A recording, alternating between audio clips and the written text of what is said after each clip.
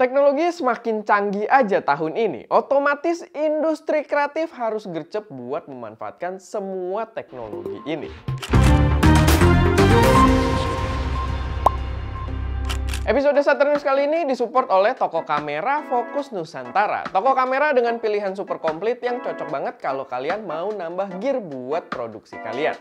Sebelumnya gue pengen ngingetin dulu, kayak biasa, dimana kita udah mulai lagi ada lomba foto bulanan dan di bulan Februari ini, sebagai lomba pertama di tahun 2024, hadiahnya adalah Fujifilm X-T30. Jadi lombanya ini powered by preset creature kita yang merupakan preset Lightroom paling canggih di Indonesia saat ini karena udah powered by AI yang bisa auto select subject dan mengatur warna berdasarkan selection tersebut. Buat kalian yang udah punya presetnya, kalian bebas buat ikutan lombanya free tanpa dipungut biaya apapun. Tapi buat kalian yang belum punya, kalian bisa pakai kode voucher lomba foto buat dapat diskon Rp300.000. Dan kalau kalian udah tertarik, jangan sampai ketinggalan cek video announcement kita seputar lombanya. Informasi pertama ini seputar device Apple yang sangat canggih dan udah resmi dijual ke end user. Ini adalah Apple Vision Pro, sebuah VR headset dengan teknologi yang sangat mutakhir atau paling mutakhir dibandingkan headset VR lainnya.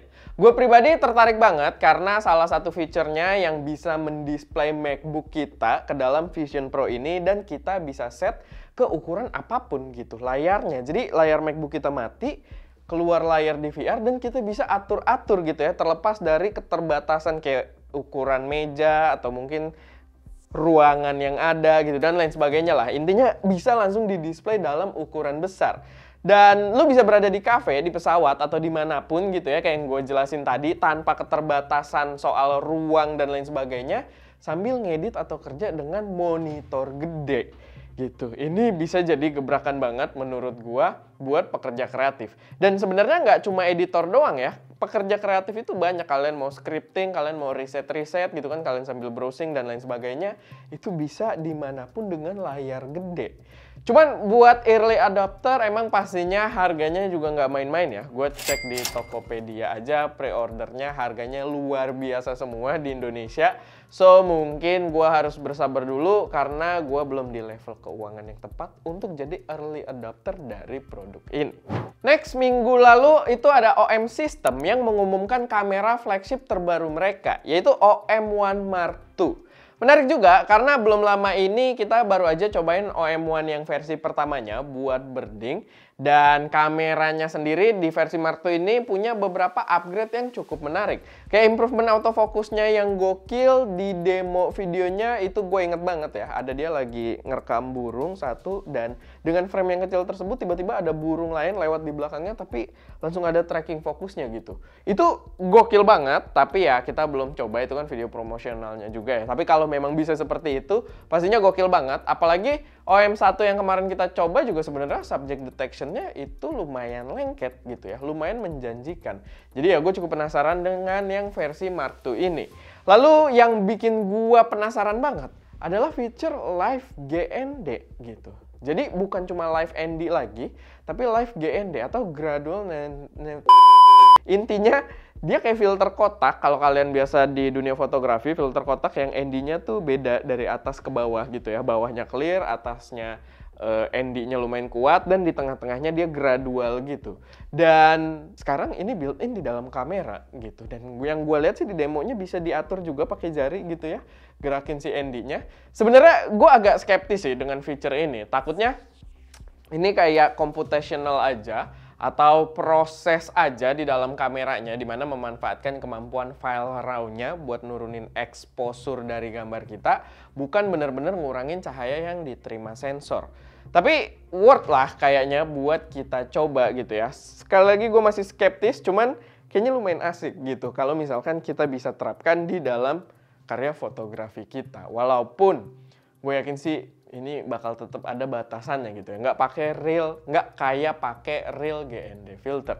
Sama kemarin mereka juga ngeluarin sebuah lensa baru yang menurut gue bakal seru banget pastinya buat birding, yaitu adalah 150-600 mm.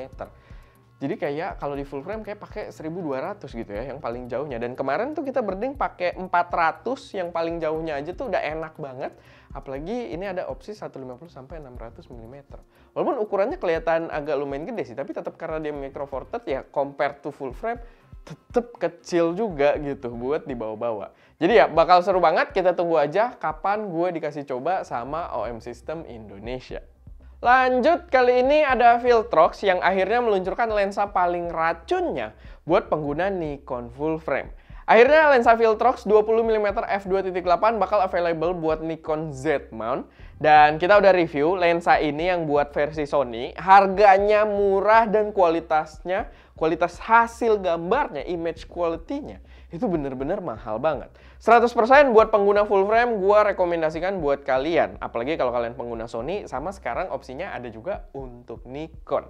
Jadi menurut gua Viltrox ini membuat sistem Nikon itu jadi jauh lebih menarik lagi buat dipertimbangkan ke depannya gitu. Karena sekarang kalian punya opsi lensa-lensa third party yang kalian bisa ngirit duit juga dari situ gitu ya. Tapi punya kualitas yang gokil gitu. Jadi sekarang Nikon jadi lebih menarik, apalagi kalau misalkan mereka beneran ngeluarin kamera baru ya di 2024 ini yang rumornya Z6 Mark III, mungkin bakal jadi pasangan yang sangat cocok.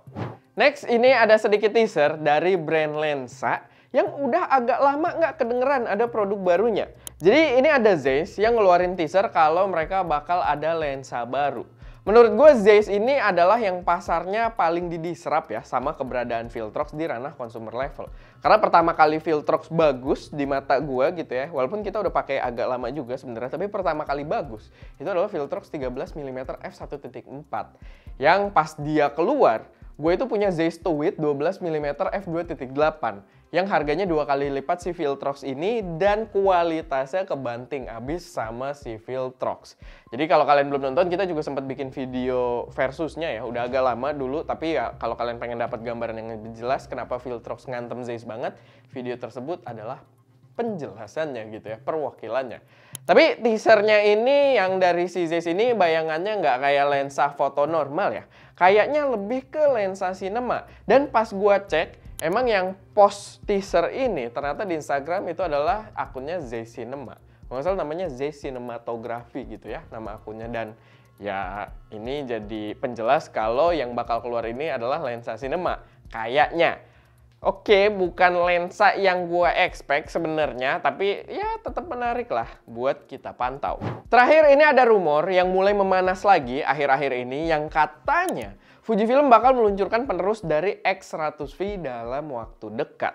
Di Fuji Rumor sendiri udah ada beberapa artikel, cuman nggak ada yang kayak di recap gitu ya. Jadi sebenarnya gue agak males, infonya kayak separuh-separuh mulu setiap artikel gitu ya. Tapi katanya dia bakal dijual sekitar 1.599 US dollar atau 1.600 US dollar, akan lebih tebal 1 mm dibandingkan X100V yang kemarin gitu ya, atau X100 yang generasi sebelumnya.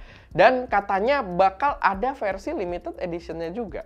Itu semua infonya gue ambil dari artikel yang berbeda ya, judul-judulnya gue masukin gitu. Jadi gue bacanya nih belum ada yang spesifikasi dirangkup dalam satu artikel.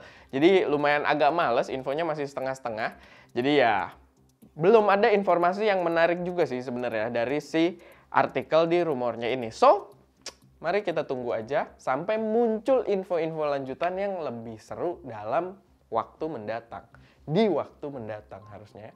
Tapi ya, paling itu aja sih sedikit informasi yang bisa gue sampaikan di episode Saturn News kali ini. Kalau misalkan ada koreksi, saran, atau teman-teman punya informasi tambahan yang mungkin berguna buat teman-teman yang lain, silahkan taruh aja semuanya di kolom komentar.